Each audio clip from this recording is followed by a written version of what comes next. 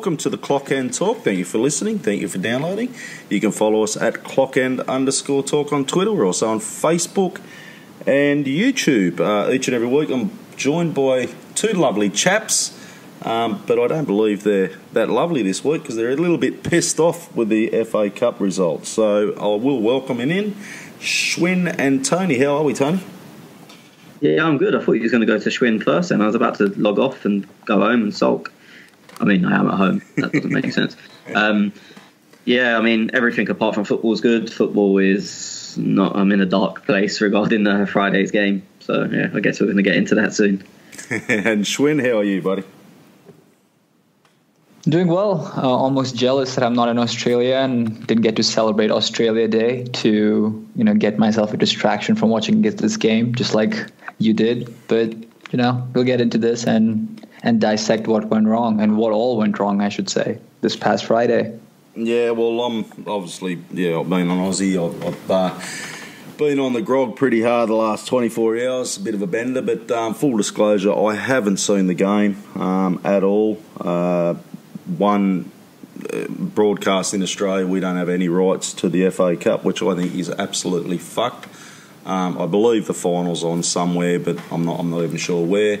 So most Australians either had to stream it online on some dodgy fucking pop-up porn site or something that pops up, and you got to try and fucking find something, or we watch the highlights. So, boys, I'm completely in the dark here, lads. So I'm going to sit back. I'm going to steer the ship and let you boys explain to me what the fuck went on, because I did see the result 3-1. So, Tony, I'll get into you, mate, with the lineup first, buddy.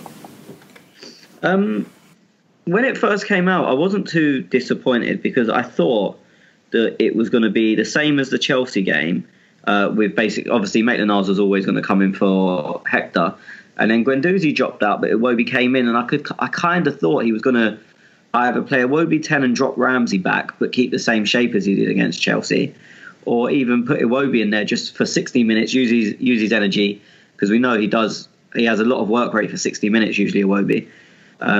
So I wasn't too bad, but I thought it was okay. But then the moment they stepped out on the pitch, I realised how much of a mistake I'd made in thinking that the lineup was good. I don't understand why he completely changed the shape. He changed everything that worked well against Chelsea. All of it changed, and it just makes no sense to me. So Lichtsteiner, Maitland-Niles, it was, we were going to see who was going to be playing right back for Bellerin. Obviously, it's Maitland-Niles. That's where he's going to go. Yeah, I mean, as I said, I'm pretty sure I said on the podcast last week I expected that, and I mean, Emery kind of gave it away in his press conference where he said we have people that can fill in for Hector. We have Ainsley, Maitland-Niles, and as soon as Ainsley was the first name, especially someone who's not usually predominantly a right back, you'd think, well, if that's the first name that comes into his head, it kind of gives it away that that's what he was thinking. Yeah, okay. Schwinn, your thoughts on the lineup, mate? Similar. I wasn't quite sure what shape we were going to go with. Was it going to be a 4-3-1-2 that worked very well against Chelsea? There was, possibility of there being a 4-2-2-2 with Ramsey on the right, which of course we haven't seen under Emery, but we've seen so many different renditions of Emery's squad that it's really hard to pick out what he's going to do. But I feel very similar to Tony. I'm not sure why Emery changed it so quickly, right after a very good performance, arguably the best performance of the season against Chelsea. 6 days right after, he completely, chops it up, throws Aubameyang on the right, Lacazette, of course, up top, and changed the dynamic of the team completely. So, I mean, on paper it seemed fine before the ball was kicked, and we started the game well too, to be honest. I think the first 5-10 minutes we put some pressure on. We, almost created a couple of decent chances. But then, it just nothing was quite working out after that, and got the wind knocked out of our sails till the time they got their first goal, pretty much. Okay, so the formation was changed, was it, from the Chelsea lineup? Yeah. Yeah, we went to a 4-2-3-1 with Ramsey at 10. It will be on the left. Aubameyang on the right, and Lacazette up top. He's a fucking odd cunt, this Emery, isn't he? He really is. Tony, I asked you before the podcast. I noticed, and I'm only reading match facts, so 21st minute, Mustafi went on for Socrates. Yeah, so again, it's a very... I think it's one of these stupid situations where Lingard was clearly offside, but the linesmen are now instructed to not put the flag up until they touch the ball. So Socrates has challenged for a ball he never needed to challenge for because Lingard was offside. He's ended up landing heavy, and I think he's twisted his ankle probably. I've not seen what they've officially said is wrong with him, but it looked like a twisted ankle or just rolled his ankle. But it's just frustrating that it was so needless, because it's not like there was anyone else that could have possibly got the ball. It was only going to be Lingard going towards it. So if the linesman puts his flag up, and I'm not blaming the linesman because it's what they're instructed to do now, but again, I think the rule is stupid because there's no danger of anyone else getting the ball. He puts the flag up. We avoid injury, and it does massively change things. But that is the rule. So again, I'm not blaming the linesman. Mm-hmm. How did Mustafi go? He play all right, or obviously that result? No. No major mistakes, but we just didn't look. The unit didn't look as good. We defended stupidly high up again, like ridiculously high. We left 2-on-2 at the back. It was just a clusterfuck of what can go wrong, pretty much. Schwinn, I'm reading here, Sanchez gets a goal. 31st minute. He does, and of course into the build-up there was a lot of talk about what the reception was going to be, and it was pretty clear from his first touch that the Emirates was not going to be kind to him. Lots of boos ringing around the stadium, and every time Ainsley got the ball off of him, there was a loud roar that followed. I think that goal, again, as Tony always says, there's a lot that goes wrong before a goal is conceded, and I think this is one of those situations where not a lot went wrong, but 2-3 things went horribly wrong. The first one for me was how much time we were giving them in dangerous wide areas. With Iwobi and Aubameyang not quite dropping deep enough, you would imagine that we were a bit more persistent in getting the ball off of them or not letting them turn. And Lukaku was in tons of space in the middle of the park right outside the box. And for some odd reason, Koscielny decides to step up when Torreira is just a yard away from him. And, Granit Xhaka is caught as the deepest man in defense, and he plays Sanchez on, who uses his quick feet to get away from Czech and slot in the ball from a very acute angle. A good goal from a United perspective. It was a clever goal, but that 2-3 mistakes, one from Koscielny and one from Granit there, where he switched off, were key in that situation for me. And the Emirates fell silent at that point. It felt like one of those games where it just wasn't going to work for us, because we came out of the blocks flying in those first 10 minutes, couldn't do anything about it, suffered an injury, and right away conceded a goal. Unfucking believable. Tony, and I can imagine you guys at the stadium, you've seen that Sanchez goal go in, and 2 minutes later Lingard gets one. Yeah, the whole... Pretty much, even before we were 1-0 down at 0-0, we was leaving them 2-on-2 at the back at all times, and Lingard was just standing around unmarked. I don't know if you want to blame Xhaka or Torreira, but with Lingard playing essentially as a 10, someone has to stand next to him and notice he's there. But they just pretty much left him to his own devices. So Lukaku was basically playing wide right and was cheating his defensive duties the whole game. So Kolasinac bombed forward, Maitland-Niles went forward, Lacazette lost the ball on the edge of the area. They basically played 2 passes into Lukaku, and then they're 3-on-2 of our defenders. Lukaku rolls into middle, Lingard standing on his own again, as he had done for the whole however many minutes had gone so far. Had time to take a touch and roll it in, and to be honest, he could have had another touch, or he could have passed it to Sanchez, who also had an open goal. It was just ridiculous, but it wasn't like we'd conceded and we'd gone out to try and get a goal straight away. We were leaving them 2-on-2 at the back, literally from minute 1. And for someone with Emery, everyone's his in-game tactics are so good, he's always changing. He sees something and he changes to make us more secure or punish the other team. And he does do that a lot of the time. But that was a glaring hole that was happening from minute 1. Lukaku was cheating his defensive duties. We left them 2-on-2 and nothing changed. We didn't, even towards the end of the game, we didn't change it. We played 90 minutes like that. And as we said earlier, in that time, we made a sub. So even if he was struggling to get that message on from the side, he could have easily said to Mustafi, we need to change it, do this, get the message on to the other players. Now you're on the pitch. But no, he just obviously didn't see fit to change it. And it was always going to punish us. Boys, it's giving me no hope here. Like, it's just the clusterfuck of errors by the sounds of it. Defensive, obviously, is another issue, which we've said pretty much all season. Like, are these guys up to scratch to be wearing an Arsenal jersey? But you just told me then, Tony, Granite was what? When Schwinn mentioned it as well. So you'd nearly put him at fault of nearly 2 goals or 3. Well, no, I mean, my issue, and I said I don't know if it's him or Torreira, but when you've got the other team's number 10 standing on his own the whole game, someone has to take up the responsibility to mark him. And no one did. Nobody did. And as our 2 centre midfielders, obviously we're playing 4-2-3-1. So as our 2 deep midfielders, Xhaka and Torreira, you have to blame one of them. Yep. I mean, you also have to say Emery's got to tell one of them, because it wasn't like it happened once. It was happening consistently for the whole game. So at some point, he's got to say to one of them, stand next to that little prick and don't move. Were they playing high up?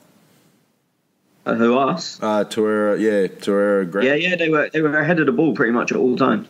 Okay. Well, not all times. That's an exaggeration, but yeah, they were. Playing high up. Yeah, and the defence was? Defence was high line again, yeah.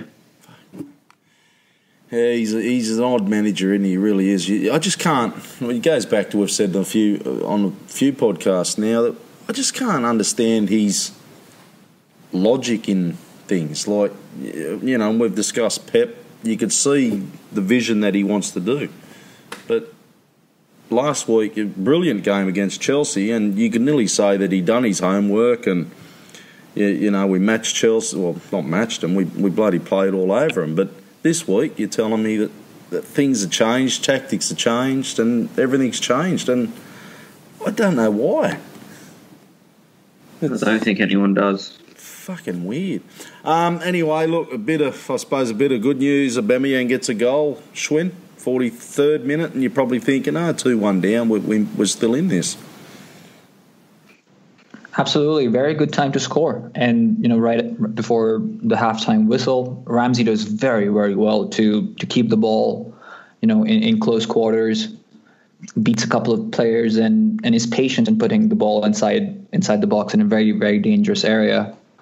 Lacazette got a very lucky touch. I think he was obviously trying to finish there from 2 yards out, but basically whiffed the ball, and it just kindly fell to Aubameyang, who obliged on the far post. And at that point, you're thinking that, yeah, there's some hope in this tie, because 2-0 down, we didn't really look to threaten, but we just took that chance somehow and went into the half thinking that maybe something can be salvaged from this.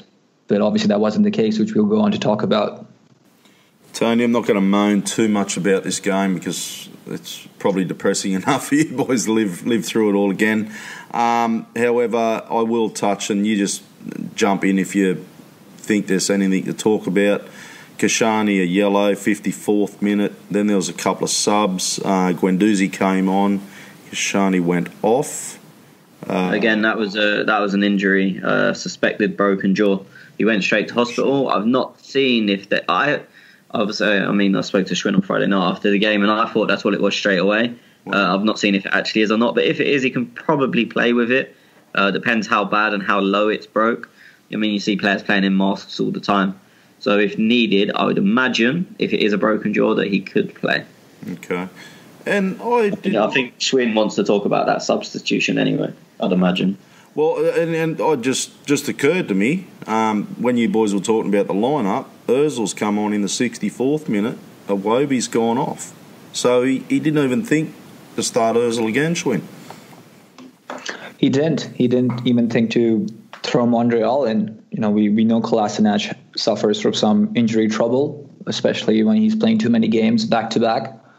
I don't know what Nacho's recovery has been like ever since he got injured. So I'm not sure what his state is. We can give the Emery the benefit of the doubt there, because Kolasinac in Montreal is not really, you know, it's an obvious choice, some would argue. But that brings me to the substitution that followed when Koscielny went off, because you would imagine if Mesut Ozil is coming on, you want to maintain that stability in midfield. You want to give him a foundation to be able to build stuff. And for me, the obvious substitution was Montreal coming in for Koscielny. And you could throw in Guendouzi at some other point, but you didn't have to roll the dice that early, I would argue. We couldn't, because there'd already been the Socrates change.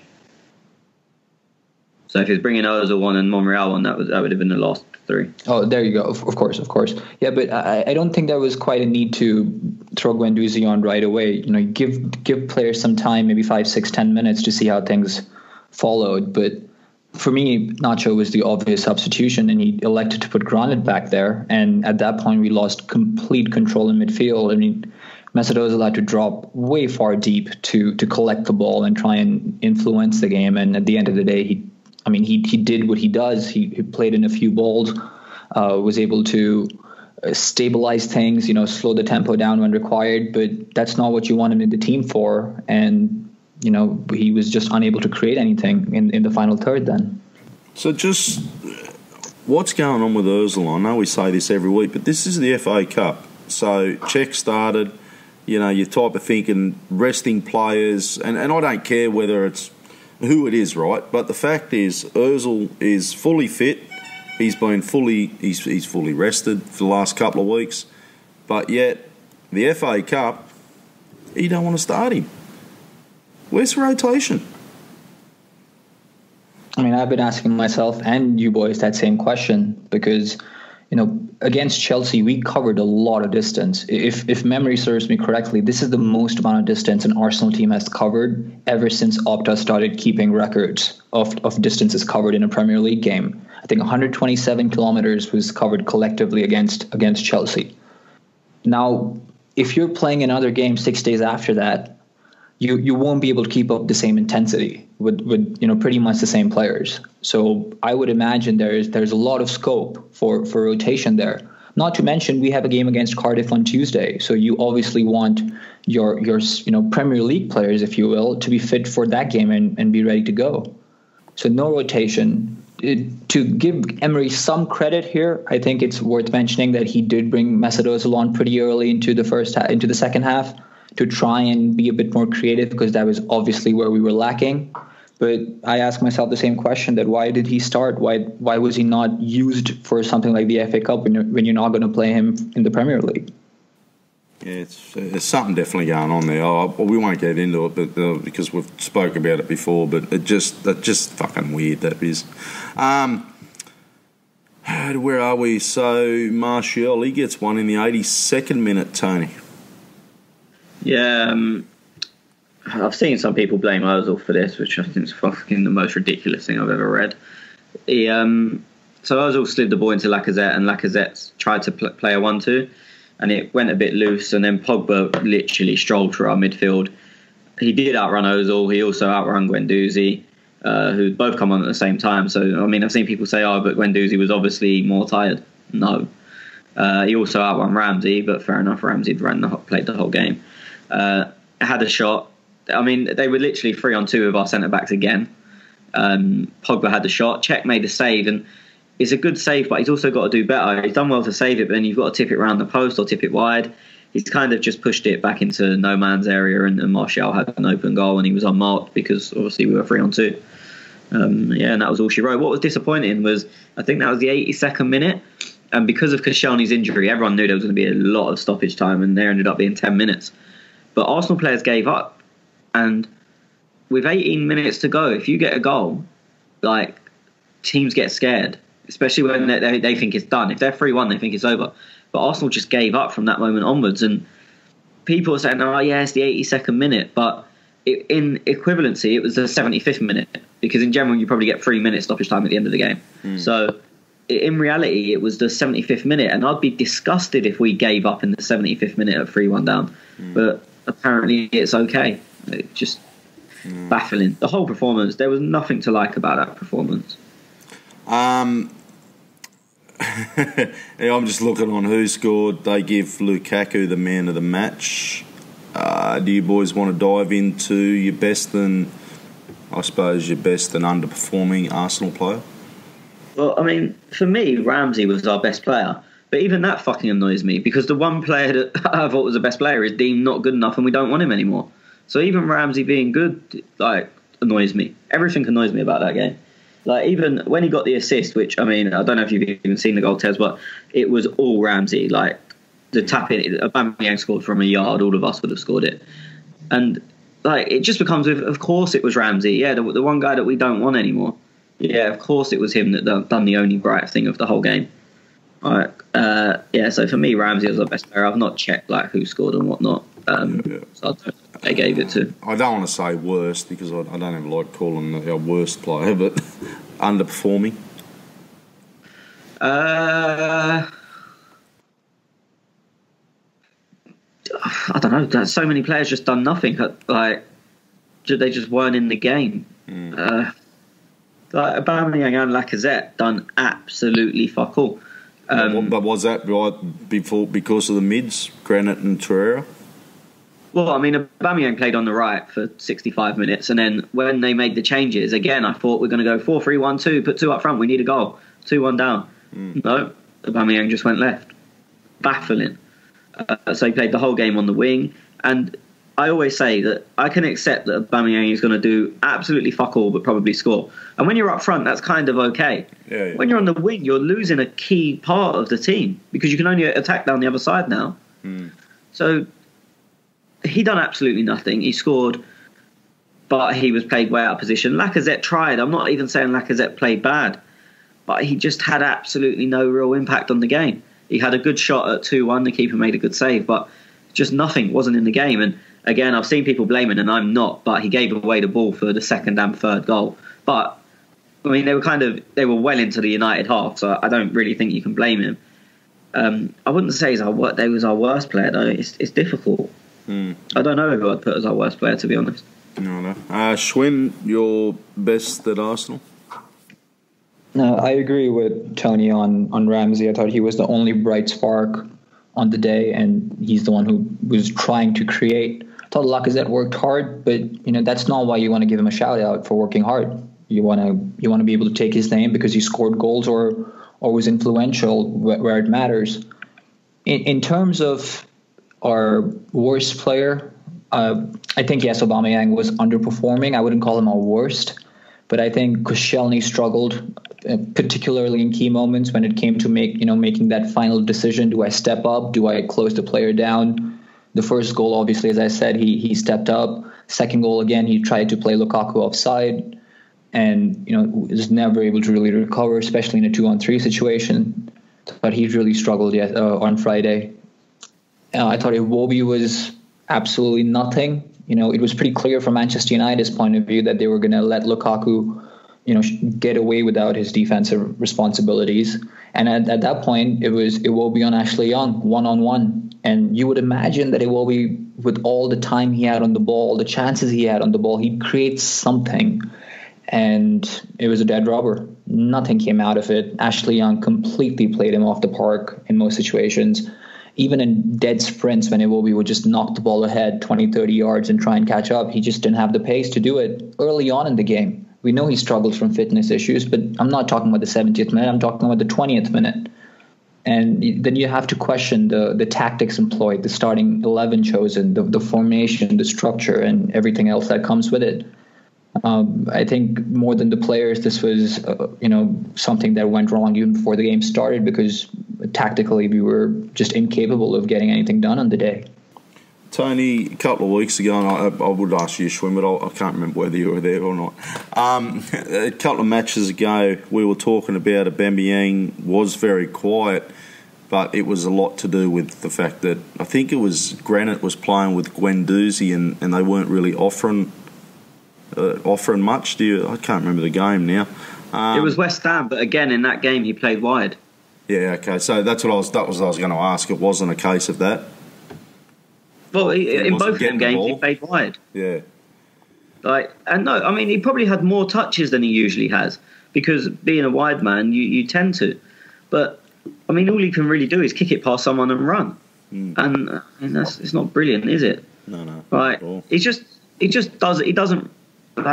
nothing there. He doesn't take people on.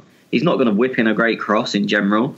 He's not going to unlock the defence with a great pass in general. I'm sure people will find examples where he has played a good pass, but in general, that's not what he's going to do. So it's kind of like, it's just a wasted body there. At least on the left, he can cut in and shoot.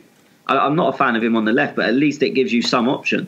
On the right, he can't do nothing. Just offers you nothing. I mean, he's got to hang out at the back post and get goals at the back post like he did. But that means they know every attack is coming down the other side. Because he's only going to be useful at the back post. Yeah, it's a fucking mystery. Okay, I will talk quickly. So who scored? I've just had a quick look here. So, Aubameyang, he got a 7.1. But as we've said, he somehow manages to get high scores in these things. Obviously, the goal helped. Lacazette was our best at 7.5. And Czech was our worst at 5.5.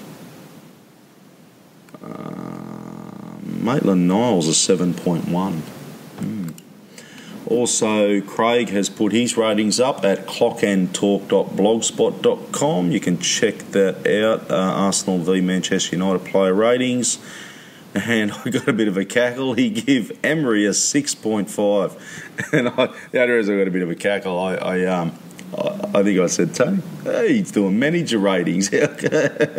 So his best was Ramsey and Lacazette at a 7. So you can check that out on the website. Where do we go? Do you want to do some questions, boys? Suppose we better. Let's do it. We got heaps there, so we'll get through them. I was going to talk about some other stuff, but we might touch that if we've got time later. Seth says, Lucas and Guendouzi have been severely overestimated by our fans. The kid isn't ready for the Premier League, and Lucas needs to toughen up. Been getting bullied way too easily past few games. More a statement than a question. Joe says, so a lot of these guys are, I presume, Schwinn, you put this out after the game, or Tony? Yeah, right after. Okay, so a few of these are going to be you at your best, which we love, that raw passion, and some of them are going to be more their thoughts as opposed to questions, so we'll just pump through them. Joe says, I cannot be the only one who was disappointed that not a single Arsenal player didn't stop or confront Lingard on that celebration. What was the celebration? On the moonwalk. Oh, did he? Tony Adams and Patrick Vieira wouldn't have stood for that shit. Players need to learn what games are at home versus United. Have some pride, for fuck's sake. Okay. Charlie Shank Art, he says, thoughts, fucked off. Wizard of Odds, fuck off. Jeez. Charlie Shanks Art says, nah, seriously though, the opening 10 or 15 minutes weren't too bad. Too many players in the side, not good enough for the first team. Unfortunately, passing was luxury and non-penetrative, and we were pretty shit in the final third. Lacazette's energy, our only positive on the night. Wizard of Odds again? Fuck off more. MAA Gunner, depressed, fuck United, fuck Sanchez, fuck Lingard, fuck Rashford, fuck NHS, and fuck Schwinn. Oh, nice bloke, Schwinn. How lovely. Sandeep, I'm glad in Australia they didn't air this game. I didn't even bother to watch the online stream. I was hoping Emery didn't play a strong team, but he did, and it looks like we have more defensive issues. He's a fuckwit. Can't wait to see him get the sack. Wow. Where do you boys stand on that at the moment? I'll go first because I feel that I'm losing patience with Emery, and I mean I'm very aware that I said the exact opposite last week when we gave Chelsea the sword.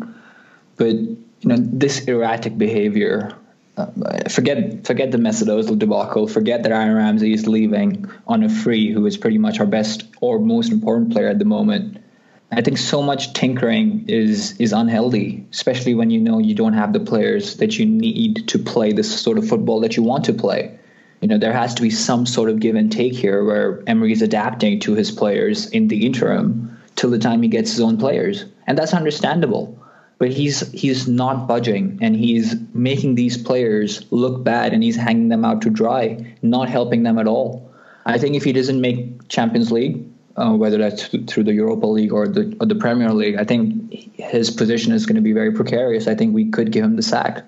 And I'd be okay with that because I haven't seen anything consistently, that being the key word, this season.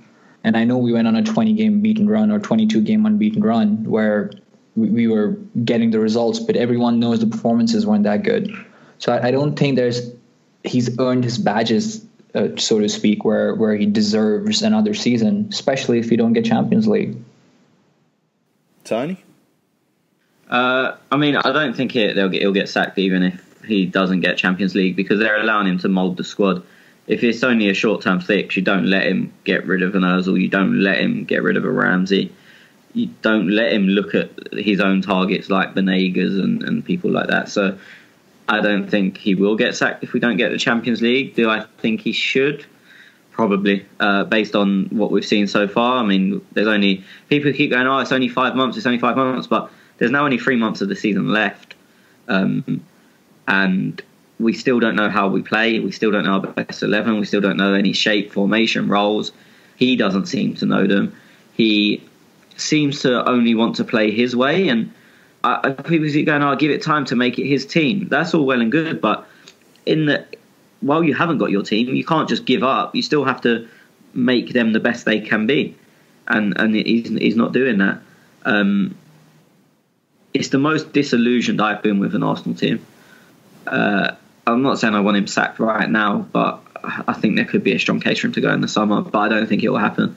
I think at least maybe it's a bit of romanticism because it's what I grew up with, and there was obviously a fondness for Wenger, but I think at least under him, you knew what you was trying to do, and if you lost, you lost, and we was all pissed off about it. Everyone heard our podcast last season, but you kind of felt like you had an identity. There was something to belong to.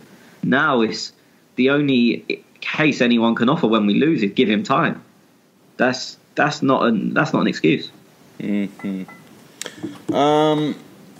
Okay, Sandeep also says, why couldn't he start Ozil today? He obviously didn't analyse Spurs. United, the high press game will not work with players we have. What the fuck is wrong with him? Why can't he play to our strengths instead of a system that needs quick defenders who are good on the ball? MAA Gunner, we touched on Ozil before. We're all baffled. That's why I didn't really ask you boys. In all honesty, I wouldn't have started Ozil yesterday, Friday. No, I would have kept the same team as Chelsea, apart from Bellerin. Oh, yeah, it was a proven team, wasn't it? Yeah. And as I said, I wasn't even too disappointed when I saw Iwobi in, because I thought said you utilise Iwobi's energy for 60, whether it be as a 10 or slightly deeper and Ramsey at 10. So in terms of the 11 players picked, I don't think it was horrendous, to be honest. Everything around that was absolute bullshit. But the 11 men on the pitch could have done the job that I think was needed, but he didn't set them up correctly. So he's more to blame than, or we blaming players with fatigue and absolute for me, Emery is more to the not the sole blame, but if you put blame at 100%, 75 of it is at Emery's feet for me. Okay. MAA Gunner, do these injuries and the loss force the club into making signings to deal with the fan pressure? I don't think so, would they? Well, they caused them to release rumours. Yeah, we did see them, didn't we? Yeah. Gary Cahill rumours back. That's come from Ornstein, isn't it? No, the Ornstein was Perisic. Oh, okay. Leak. MAA Gunner, why do the FA Cup keep tweeting you guys? Is it because Tez can't watch it? I don't want to remind of the Ramiro save, and I don't think he does either. I don't know. Did the FA Cup tweet us again, lads? Yeah, one of my friends works for the FA. There you go. That's why. It's good to have mates in higher places, eh? I mean, that's how I get team news early, which I'm sure some of you have seen at times. Yep, okay. MAA Gunner, it's so annoying that we can't get our best players playing together, and they are half of them have been put in defence because of our shitty proteinless bones. Lots of Haiti. Brad says we can't seem to play two high-intensity games in a row. We lacked that extra push both times. We played United this season, coming off a tough London derbies. Don't think these players have it in them to play this style twice a week. But from what you boys have been telling me, it's the way Emery set it up, not the players at all. Well, I mean, I don't really think we played the same high-energy game. Who knows? Maybe we didn't play that game because they didn't have it in them. But then he started shoehorning players into positions where they can't really play, which obviously caused a mess in itself. But maybe we don't have the players to play high energy 2 weeks in a row. But then are you gonna get a whole new 11 in the summer? Bear in mind, we started with Socrates, Torreira, who were both his signings. Guendouzi came on, who was a summer signing. So Ramsey started both games, who's someone he doesn't want. So we haven't got the players to play this high energy, but the one guy that can, and he's going to start both games and play 90 in both games. Oh yeah, I don't want him either. It just doesn't make sense. No, it's fucking weird. MAA Gunner, Thierry gets the sack. We need a winger. Makes sense. He also says, I put this cause down to mentality more than anything. Can't we get a motivator in the club?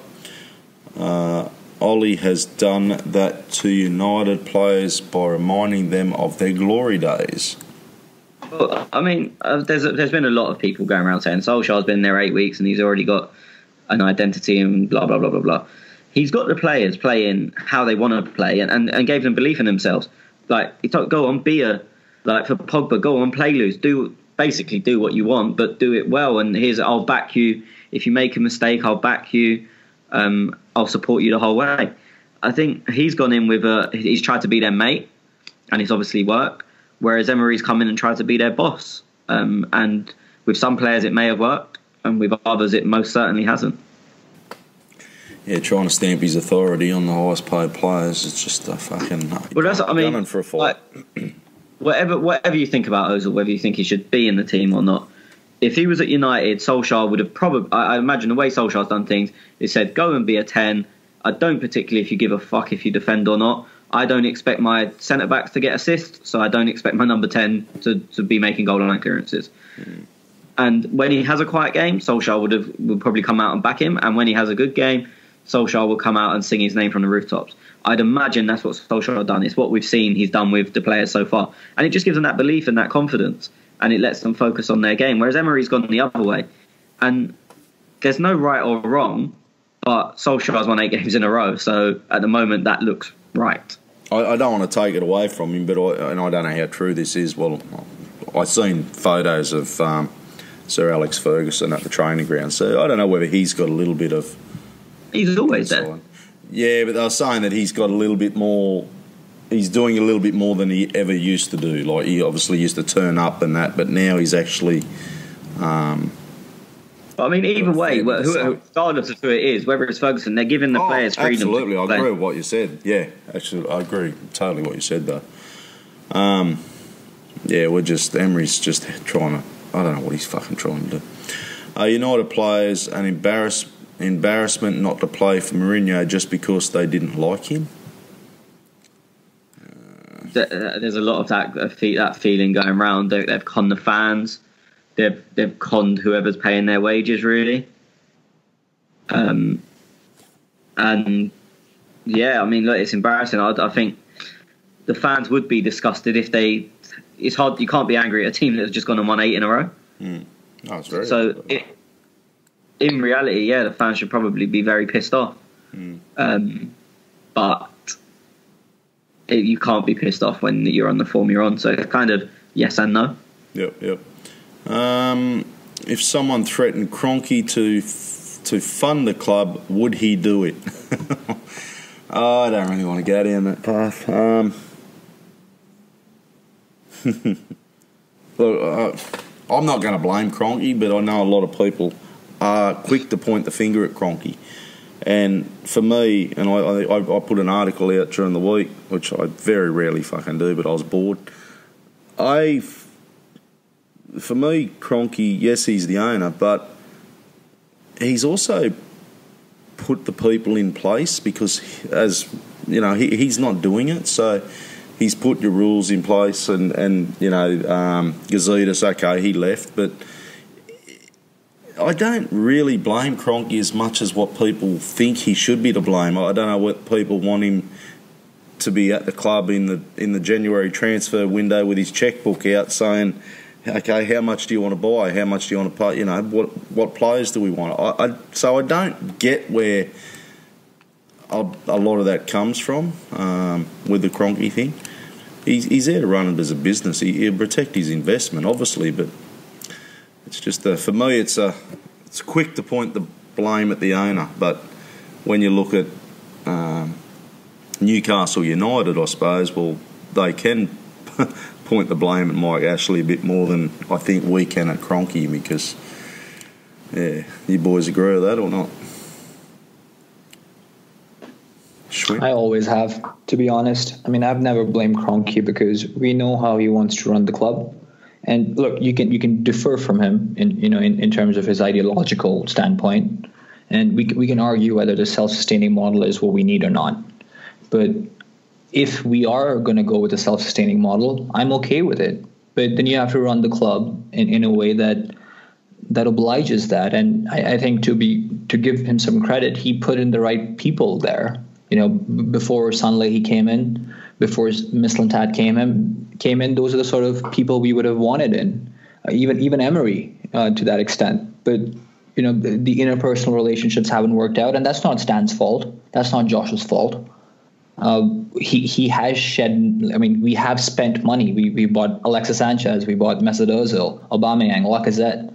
We spent a lot of money on Mustafi, on Granit Xhaka. We have spent money, but either they haven't panned out the way we wanted them to, or it's cases like Mesut Ozil where despite spending so much money on him week in, week out, we're not using him. So I don't think spending money is always the answer when you cannot put everyone together and make them play consistently enough. I don't think it stands to blame here. I know people will disagree, as you said, Tez, but no, I don't think. I don't know how that fixes anything at the moment. No. Look, and if I was to, you know, I can't point the finger at Stan, but more so the renegotiations with the contracts, like watching the Ramsey go for free, that hurts. Like that, you know, 18 months ago, Ramsey should have been signed up for at least another 2 years or whatever the case may be, and then obviously try and sell him if he's not going to fit in your plans. I actually said to Tony, because I said to you, Tony, like, you know, okay, should we have just, you know, met his demands and paid the $350 that he wanted and then try and sell him? But I think you said nobody'd really pay for his wages and that anyway, would they? So we'd be stuck. Not and then he does decent fee. And also, I think, I mean, this 350 figure's being bandied about. I don't think he ever asked for that. But again, people want to see the club in a good light, so they're going to start making up figures that's what Ramsey asked for to make it seem justified to let him go. He probably asked for more than what he's worth, but wouldn't you? Oh, absolutely. Why not? You're there, you know, absolutely. So that's where my biff is a little bit, like, you know, the Sanchez swap deal for Mkhitaryan, that was just a shit fucking deal. You know, Sanchez, you know, we could go over that, but all of that, I don't think is Stan's fault. He's got blokes in places for these, so if anything, maybe he should be having a word in their ear and saying, well, buddy, you're not doing your fucking job. If that's the way you're going to... That's the only way I could think to blame Stan at the moment.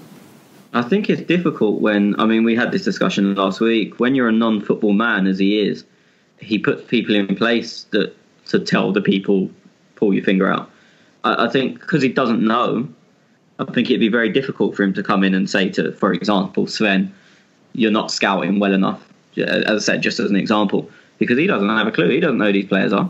Oh, no, but like, I'd imagine he'd have a fair idea, and I could be wrong, but I don't think you would. But when you bought Alexis Sanchez for, what was it, 30 something mil? 36, I think. So when you bought Alexis Sanchez and then you've let his contract run out, at that I'm sure he'd be going, well, there's a bloke that we got nothing back on, lads. We got a Mkhitaryan. Now, I don't know what Ramsey come to the club for. 5 million. Yeah, so... Yeah, okay. So it's not as bad as... maybe he doesn't fucking know. You know what I mean? Like, if you're buying something for something 5 years ago... someone in place that knows them things, and as I said, I think that's what... That was Gazidis' job, and then in Gazidis' absence, shall we call it, no one's really took the job, or Sanlehi's kind of taken it upon himself, it seems. And it's just a mess. Yeah, that it is, mate. Okay, where are we up to? Sandeep's got a couple of questions here.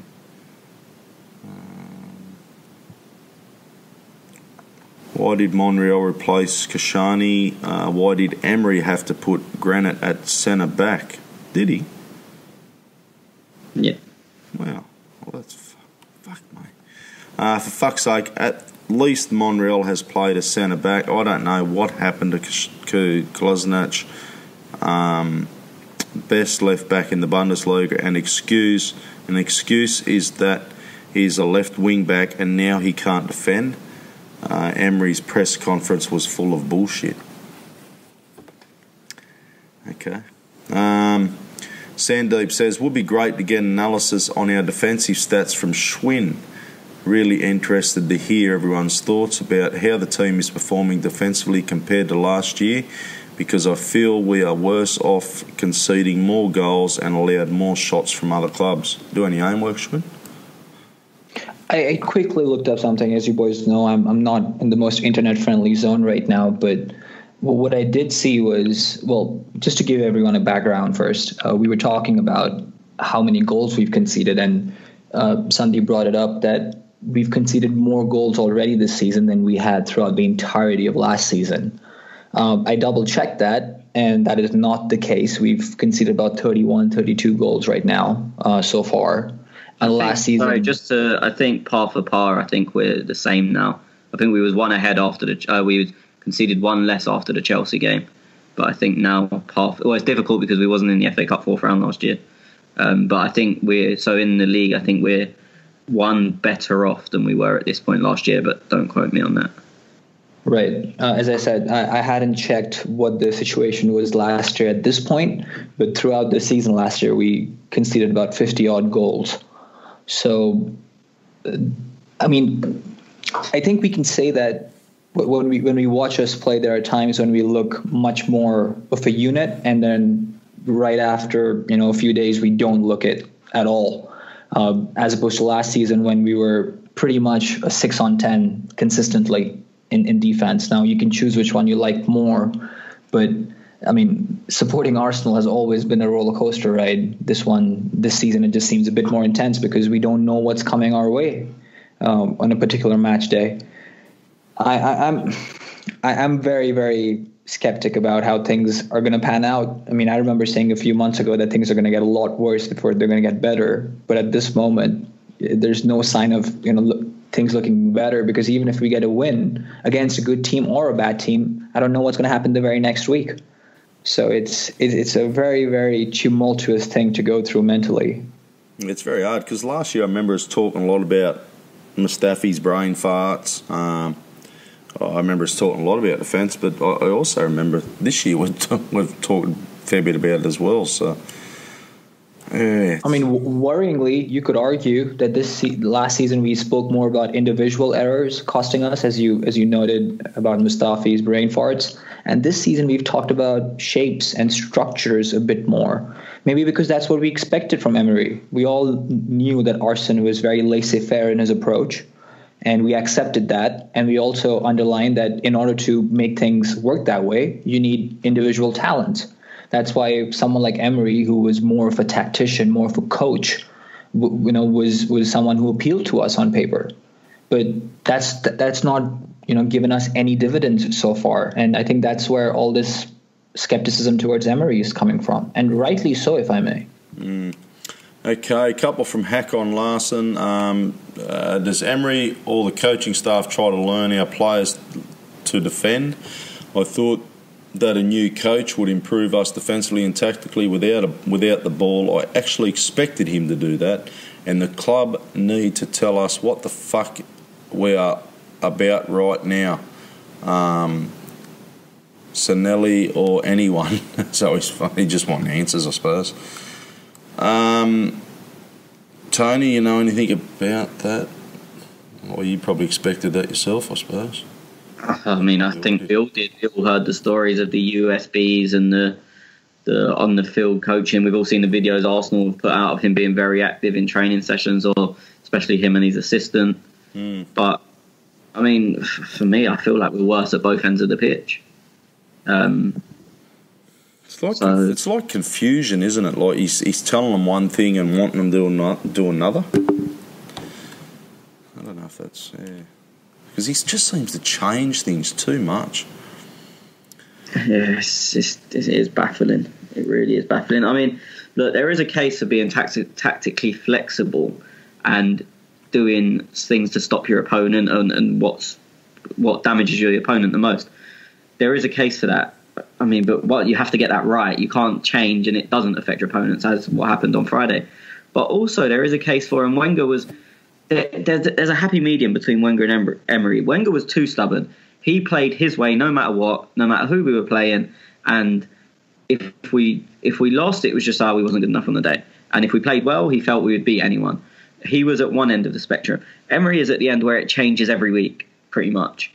I think there's got to be a happy medium where you have to be confident enough in that at your best, you can play a certain way and beat the majority of teams, and then you may need to change for one or two games. You may need to change for a City away and go 5 at the back or something like that.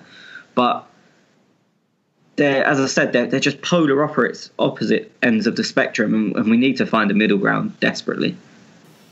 Yes, that we do. Hakon goes on. He says, I actually don't know what can solve this mess of a club on and off the pitch. A fucking laughing stock. I'm afraid that we'll end up 5th or 6th place, no Champions League, and have to overpay players to come to us, because that is what is going to happen if we miss out. I was thinking about that today. I think I did see that question today, and at the moment, I don't know, and I'm only speculating, but if I had a choice as a player to go, or even a young player, right, to go to Dortmund, Arsenal, or let's say, Bayern Munich are looking at you. Well, what attracts me to Arsenal at the moment? Like, Emery's, for me, and we've all said it, he's no world beater coach. Like, he's no, I want to play for Emery. So that attraction for a player to come to Arsenal at the moment, I just don't see it, boys. I could be wrong, but like, we're at Dortmund, I think to myself, well, I'm going to get a start there. It's a good manager. The club seems to be going somewhere. It's top of the table at the moment. They're going really well. I just don't see any of that at Arsenal at the moment, and that for me is a worrying under Emery. If it was a coach, and I don't want to, I might get fucking belted down for this. If Mourinho was coaching Arsenal, there's players who would find playing for him attractive, if that makes sense, as opposed to Emery. I don't know if many players find playing for Emery attractive. You want to add any, Schwinn? I can agree with that. I think Mourinho definitely has more pull than Emery as of now, and I don't think many people will argue with that. Having said that, I think the first half of your statement is maybe not as clear-cut as you think, in my opinion. I think Arsenal still has a lot of pull. The Premier League, which is obviously the most widely watched and popular league in the world, arguably. Secondly, you'll be making more money at Arsenal, even if you're a sub, not a regular squad member. And then there's soft factors that are involved. You could have more friends, more national team compatriots who are playing at the Arsenal than are at Dortmund or Bayern. What else? There are a few factors I would imagine that your agent could have with relations, for example, with the Arsenal. Yeah, there's definitely pros and cons. Absolutely, definitely. Like I was thinking, and I hear how true this is. Like Dortmund apparently looking at Zaha as something for next season, next summer. Now I'm thinking of Zaha, right? And I'm thinking, okay, I'm playing in the Premier League. Do I want to go to Dortmund? Yeah, I don't know what Dortmund would offer me more so than Arsenal. On that scale, I think I'd rather be going to Arsenal. But that's Zaha. So, as a young up-and-coming, who's that young bloke who was playing for City and he went to Dortmund? Jadon Sancho. Yeah. The example there is he was going to get, obviously, play for, starting every week for Dortmund. And Arsenal were linked to him, but he shafted us, and I don't. Well, those are two very different player profiles. Sancho is much younger than Zaha. Zaha would command a starting position wherever he goes. I would imagine more so than Sancho. So, I would argue. I don't know how much Zaha makes at Crystal Palace, but I would argue he's going to make more there than he's going to make at Dortmund. So the only pulling factor that Dortmund have there is the Champions League football, which I'm sure he would love to play in. That's why I said Zaha. I think he would be more fit to say, okay, I'd like to play for Arsenal, because I think he'd push his way into our first team. He'd be on good wages. He's still living in the UK and playing Premier League football. For me, he's not an upcoming young player. He's a proven Premier League player. So for him, going to Dortmund would probably be a backward step.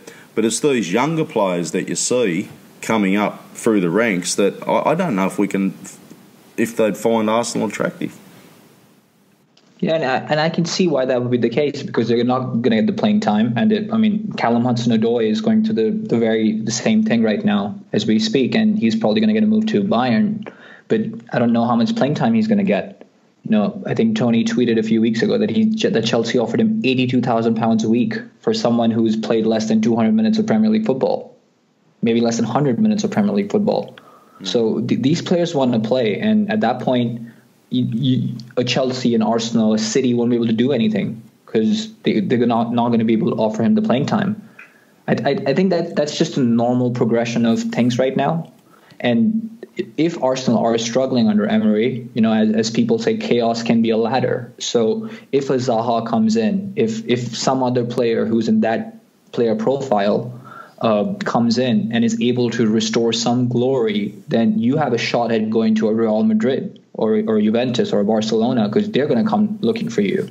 Yeah, but then you've got players like Malcolm there now at Barcelona who's played one game for Barcelona this season. Now, obviously, I don't know what the reports are, how true they are, but the reports are that he's looking on move. I think he would find Arsenal attractive because you're coming from Barcelona. But these other players that could move to a Barcelona or Real Madrid or something, I don't think Arsenal sit in that category. Yeah, that's definitely true, and it's very tough for me to argue with a blanket statement, right? Because unless you're talking specific players with specific situations, I think you can't really say one way or the other. But I see merit in your argument, because that is where we are right now. We're not going to attract a Paulo Dybala, let's say, away from Juventus. We don't have anything to offer other than maybe some more money. And that too, if we're willing to shed out a lot of money on one player and forego any other signings we want to make. So I can agree with that. But I think the Premier League helps in that way a lot, because that is a major attraction. And let's not forget, we're based on the biggest cities in the world, which are, culturally accepting of footballers, giving them the space and time they need. These are factors that matter a lot to footballers. And in that regard, Arsenal is obviously a good place to work. So when we're obviously under Wenger, mate, he could, he could convince a Sanchez to come and play for us because players wanted to play for him. I just don't get that vibe out of Emery. I really don't get that. Oh shit, Emery, you're a world beater, mate. I'm coming to play for you. I don't get that feeling. And that sentiment I completely agree with.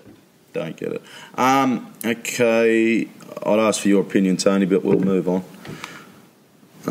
Because we've got heaps to get through. Hack on, I don't even know what to say anymore. I did read that already.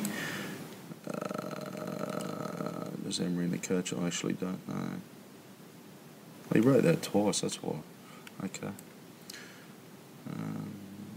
MWA Gunner, with what's happened this week, you have to step back and remember that there's more to life than football. Yeah. Hack on, I was one of those who thought after we signed Ozil we had plans to have class or very good signing each summer. After that, and one of two talents was I deluded as fuck. Tony? I think we was all thought we was trying to set something up and get players around him, and then obviously we added Alexis the summer after. The summer after that was the messy one, and I think that's the one that's going to cost us for a long time in only adding Czech. And then obviously a year after that, the team starts to disintegrate. It's difficult because it seemed like a long-term project and it seemed like they were going in the right direction, but they didn't. So I think probably we all had the same belief. Okay, wrapping up. Two more questions, or I don't know if they're questions yet. Perry Bemiyang, Golden Boot. I support Emery fully, but if by this point next season the defence isn't fixed, should we be asking hard questions? I think it's evidently coaching, but all of our first choice defences are internationals. They are not shit nor stupid. He's got a point, but fuck me. Mustafi. Next season, though, I mean, are we willing to wait one more year till this time to start asking those hard questions? Well, the question I'd be asking is, have a look at our defence. Have a look at what Liverpool have done to their defence in the last 2 seasons, or 2 summers. Have a look at what Pep's done at City. And I'm not saying we have to be on par with these clubs. I don't know. Maybe our expectations are to finish top 4 every year. But that's where I'd be looking at them clubs and thinking, well, that's where I want my defence to be. But I don't know. I think that's very tough, though. I mean, that's very tough, though, because, I mean, Pep bought 4 fullbacks within one window, all who are but relatively... We've got to start, I think, and this is like, mate, our defence, like Socrates, I don't rate him real well at all. Mustafi, fuck me. How many times we talk about Mustafi? Who else is there? Kashani, well, you know. Let's forget individual players because I think everyone knows how we feel about them individually, right? But we've conceded more goals than Newcastle United. Our defence is shit. Replace the lot of them. Yeah, but it's not necessarily a personnel issue, and you can't follow the Liverpool template anyway because they went and bought our 75 million defender, and they got very lucky with Trent Alexander-Arnold and Andy Robertson, and those Gomez. 2 signing, and Gomez, to be fair. I think it's everything that you need to look in terms of defense when it comes to us is the way you set us up and how you protect the players. I don't think it's to do with recruitment necessarily. This isn't to say that if we go out and buy a good defender, he's not going to improve us. Obviously he will. But then we have to look at what we'll be actually doing in the real world. We're not going to be going out there and signing multiple defenders who are very, very top quality, are we? Do you see what I'm trying to get at, Ted? I think it's more to do with coaching. I disagree with you because, mate, Mustafi, he wouldn't fucking make many other teams, I don't think. But yet Arsenal, who we pride ourselves on as a top 4 team for so many years, here we have Mustafi. That's the best we got. Socrates, that's the best we got. Look, I'm no Mustafi fan, but I think the assumption there from you is that this is Mustafi's best. That's what our expectation. That's our best that we can. We bought Mustafi at a, you know, well, we were obviously desperate at the time. we probably had the chance to move him on. Was it last summer? I think so. When he wanted to move to Italy, I think he was about to have a child or something. Had the chance to move him on. What did we pay? 20 million for him. Had the chance to move him on. 30. 30 was it? I would have fucking moved him on. See you later, buddy. Gone out the door. Because now how long has he got to go on his contract? Another bloke will probably leave for free. Look, I don't disagree with any of this, but we're looking at the past right now. I'm talking about the future. How do we move forward in the real world, not academically? In the real world, how do you think we move forward, and how do we fix our defensive woes? Instead of picking on Ozil every week in, week out, and on starting Ozil, how about we have a look at the defence and start picking on them guys who are conceding these goals and say, look, here it is in January window. I'm buying ourselves a young centre back or Mafropanis, whoever. If you're not going to buy one, okay, I'm using Mafropanis. Mustafi, you're sitting on the bench. Don't make an example out of Ozil week in, week out, and yet this fucking defence just concedes goals after goal after goal. Bad luck with Holding. He's been out for the season. Mafropanis, though, we bought him in, was it last year? Last January, a year ago. So we bought him in. He started two games probably at the end of last season. I'd be saying to these Mustafis and Socrates and that, mate, you're going to fucking sit on the bench, pal. This is a young bloke who wants to have a go. I don't disagree with that approach, but it doesn't do anything. It reduces Mustafi and Socrates' sale value, so we lose money there potentially, so or they go on a free, as you said, and losing games. But who are the two best centre backs in the world right now? Let's just throw two names out there. What, Van Dijk and anyone got another name? Probably Van Dijk. Varane, maybe. So let's imagine we had Van Dijk and Varane. I know you didn't catch the game against United, but if Van Dijk and Varane are against us in a 2-on-3 like we were against United, they're not going to stop that goal. We are going to concede that goal. Yeah, I can't. It's very hard for me to comment on that. To be honest. Sorry, Tony, go. For me, it's system over players. As I said, if you're 3-on-2, like in the negative way, they've got 3, you've got 2. Doesn't matter who you've got. You can see against Chelsea where we defended from the front, the pressing worked really well. I don't think they had a shot on target. So it shows when the system is right, it can work. But I think our system is wrong. Maybe not a system, our defensive setup. And I don't mean just the back four. I mean, as a whole team, our defensive setup is wrong so often. And it was wrong last season, so I'm not picking on Emery. But the reason I'm going to criticise him for it now is it's now his job to get it right. I moaned at Wenger for probably 10 years that he wasn't getting the defensive setup right. Now it's Emery's turn to get it right. And at the moment, he's not, so I'm going to moan it. I'm glad you said that last season, because I was going to say, mate, it's been wrong under 2 different managers, but I don't know. How many clean sheets we had this season? 3 or 4 in the league. And one of them, Czech, was man of the match against Everton. Then Chelsea, Watford, where we changed keepers at half time. And I said 3 or 4 because I think there might be another one that I'm forgetting. Huddersfield 1-0.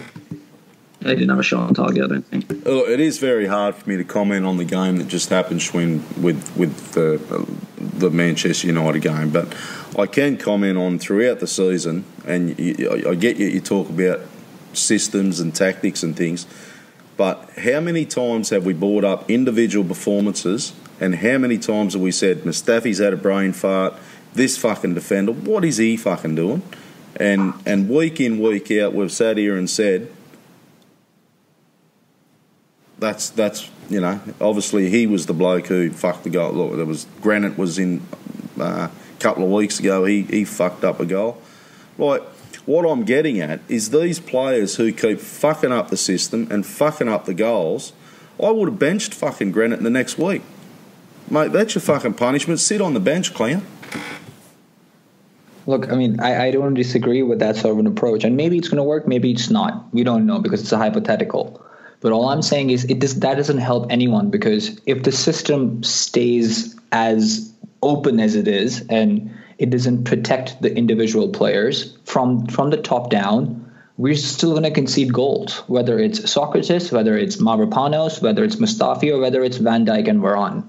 If we leave our players out to dry, and I know you said that you didn't watch the game, but imagine any 3v2 scenario, even if it's against who's the bottom team in the league right now, Huddersfield. If you have more numbers and you leave your players out to dry, it doesn't matter who you have back there, because they'll have that extra player who's obviously going to be an advantage. And I definitely get that, because it was the start of the season, he had him up at the halfway line. So I get totally where you're coming from. But when I look at Arsenal, I think to myself, we're a top 4 team. Fix it to make it fucking like we are a top 4 team. And I don't know whether that's tactics or players or what the case is, but what I see on the fucking TV is just fucking absolute shit. So let me ask you a question, Tess, before we move on, because we have been dribbling on this for a bit. If Mourinho was our manager, would he make top 4 with this squad? Well, I think this very squad. I think he'd have the balls to start disciplining a few players. Where Emery but that doesn't answer the question, does it? Well, I think he would. Yes. That's exactly my point. Yes, that's exactly my point. And I don't think it's necessarily about the players. Why would he though? Because he would put us in a position where we don't concede. Forget scoring goals for a second, because as Tony said very rightly, in my opinion as well, we've become worse in our attack as well, which was our one strength. So if Mourinho comes in, he obviously puts players behind the ball and asks them to defend first. And what if they don't defend when he's parking the bus? How many players have you seen hooked under a Mourinho on his sides? But that's exactly the approach that you're advocating for right now. Exactly. That if you don't do your job, you're hooked. Exactly. Right? So that's pretty much the argument you've put on. And I tend to agree with that because of the situation we're in. I think the fact that you said yes to my question it points the finger towards the manager, not the player. Any player. No, I still disagree. Mate, Emery can get us at the top 4. At the way we're playing. Not at this rate. We're in fifth. We're in fifth, and we're not hypothetically. We're in fifth, and we've beat Chelsea. True. We've beat Tottenham. So we're not hypothetically. We are in 5th place, as the ladder sits today. Yeah. And I hope that you're right, and I hope we make top 4. I'm just saying that if things continue to be this erratic, I don't see how we'll do it. Look, and he's got to change his fucking mentality a bit. I don't think it's going to happen, but yeah. But for me, mate, these players that are playing for Arsenal in the back line, I don't think they're good enough to play for Arsenal.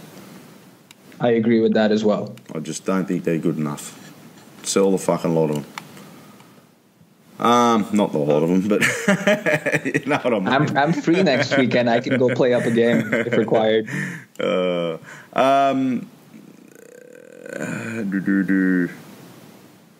was that question? Oh, Golden Boot, mate. Thanks for your question, brother.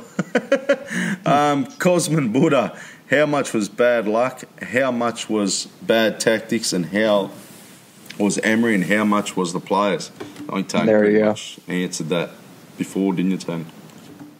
Yeah, as I said, I mean, for me, the tactics are the base were wrong. There wasn't many individual errors. I think probably checked for the 3rd goal. Kolasinac is way out of position for the 2nd goal, but that's system.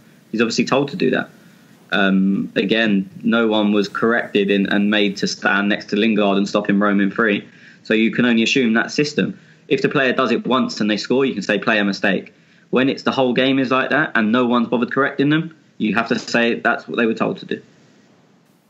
Okay, righto. Thank you, everybody, for your question. That's it, boys. We pumped through them. You can look most of the time straight after the match at @clockend_talk on Twitter. People have asked though; they've said, I can't get questions to you, so you can email them to us at any time. clockendtalk@gmail.com. So you can email us at any time, and we always check the emails before we do a podcast for questions. So there's no excuse. Get your questions in. We tend to go through them all. Okay, boys, just quickly before we go, Cardiff. Yes, that's it. Cardiff on, I haven't looked, January the 30th I got here, so what's that, Saturday, Sunday or something? Tuesday. Tuesday for us. Fuck me, there you go. Tuesday for us, Sunday for Australia. Yeah. I didn't even know what the day was, mate. Oh, yeah, today's Sunday. Oh, fuck me. Yeah. Thoughts, Tony? I mean, first of all, we've not mentioned it, and the question alluded to it earlier. So, obviously, thoughts and everything with Salah and his family, and obviously, it's going to be Cardiff's first game since. So, I don't know what their players are going to be like and their atmosphere is going to be like. And as the question said earlier, some things are way more important than football. So, I should have let Schwinn do this. He does this so much better than me. But yeah, I mean that obviously takes precedent, and the thoughts and everything are with them. Having said that, we're obviously a football podcast, so we're going to talk about the football. I mean, we should win. They're going to make it hard for us. It's what Neil Warnock does. It'll be interesting to see what team Emery goes with. I think this is one of them games where probably the Wenger-like approach worked better, whereas we're going to play our way and we're going to win because we're better than you. Let's see what Emery does and who he starts. And for me, this is a game you have to play two up top because Cardiff aren't going to come and try and win. So I think you have to go with Aubameyang and Lacazette up top. What you're doing behind them, it's probably a game for Ozil. I think this is one of the games where I previously said I wouldn't have started him against Chelsea. I wouldn't have started him against United. For me, he comes in for this game. And then you build a team from there.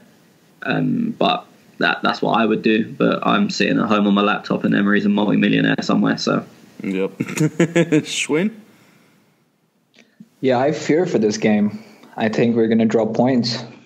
I'm not sure whether it's going to be a loss or a draw, but I think we're going to drop points. I think, as Tony said, there's a template that you could follow that would work 9 times out of 10, and that would be my go. But I don't know if Emery's going to do that. I don't think Mesut Ozil is going to start. I don't know what's going to happen, but I think Cardiff, having gone through this tragedy, are going to try and get something out of this game. They're going to be charged up. And the crowd is going to be charged up to an extent as well. So I fear for what's going to happen. But I mean, I'm not sure many of their fans will travel with it being a Tuesday night away from home. That's true. That's true as well. But yeah, I mean, I fear for what's going to happen. I think I was saying somewhere. Let's say on a banner or something. A 1-1 draw. 1-1 draw. Okay. Yeah, I thought I read something that they've got some. A big banner and different things planned for the game as well, so they might have a few fans though. Well, I mean, the maximum they would have is 3,000. I would be surprised, and fair play if they do, but I'd be very surprised if they fill 3,000 on a Tuesday night. I mean, in general, the bigger teams take their full allocation, but most of the smaller teams tend to only take maybe 2,000 anyway, and then.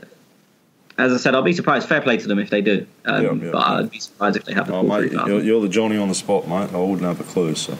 Well, I mean, it's been so long since we played them at home. I can't remember. Usually, like, say, Burnley, I could tell you before we played them, I know they're not going to bring the full allocation. They're going to have usually they have about the smallest. Cardiff, I can't remember what their fans travel like, really. But instead, it's a Tuesday night. It's probably a 3.5 hour, 4 hour drive. So you're not getting home till 2, 3 in the morning. And then obviously the normal man has work the next day, or normal man, woman, or child has school. Yep. So I'd be surprised, but as I said, fair play to them if they do. No worries. I'm going to go. I'm going to go all guts glory, mate. We're going to win it 3-0. I can't. I don't want to fuck on 1-1. If we get a fucking 1-1, Schwinn, I'm going to fucking I'm going to drive up there and bitch slap you. Fair dinkum. Fucking 1-1. Go for it. Fucking Jesus. Yeah, be a good excuse to grab a beer with you finally. Yeah, I'll do that too. Now we'll probably record after the Man City. Yeah. You're not doing after Cardiff? I'm not available unless you and Schwinn want to jump on. It's up to you boys. We'll play it by ear. Yeah. So we will play that one by. We'll work that out. Thank you, everybody. I just quickly, do you want to touch on Monchi, anything like that? Monchi rumours running around. A couple of people have asked me. I can't see him leaving Roma at this stage. Not that I know Nick, but I do follow Roma and I do like what he's done at Roma. And for me, he's still got a challenge to do at Roma, so I just can't see him walking out in a January type February thing. Maybe in the summer where he's got a full summer transfer ahead of him, we might see something in August next year, maybe. But I'm not real confident. I don't know about you, Tony, if you think the same or not. I think there's a chance it will happen in the summer. I don't think it was ever the plan to try and get him now because, let's be honest, there's 3 days left of the transfer window anyway. So even if he flew over today and signed the contract, he would have a notice period at Roma anyway. So it was never practical. And I think when Ornstein tweeted it, he said there was no time frame on it. I don't think it was ever something that they would try and do this window. Yeah. Oh, look, and I think he would be the bloke who fits in and would maybe fix Arsenal, and he has. So a lot of people have told me, and I already knew that he has worked with Emery before. So obviously they do work well together. So anyway, we'll see.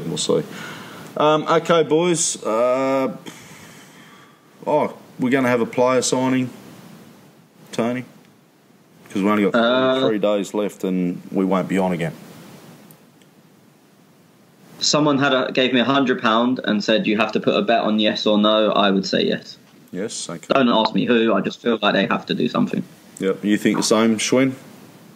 Nope, I don't think we're going to sign anyone. By the way, loans count, right? Yeah. Yeah, I'm counting loans. I don't think anyone comes in. Really? Wow, okay. I think one or two has to. I think they have to. Especially after losing the FA Cup. They've almost got to, like, as Tony was hinting about the mouthpiece, Spurgeon, a couple of names out, and there was a question of keeping fans at ease, but I honestly think they have to. Don't ask me. I mean, just for the record, I mean, I think if it's going to be someone, it's going to be Nkunku. But I think Perisic is absolute bullshit. I think Denis Suarez, we've reached a stalemate with Barcelona on there because they're desperate to sell and generate some revenue. And I don't think we're open to an obligation to purchase.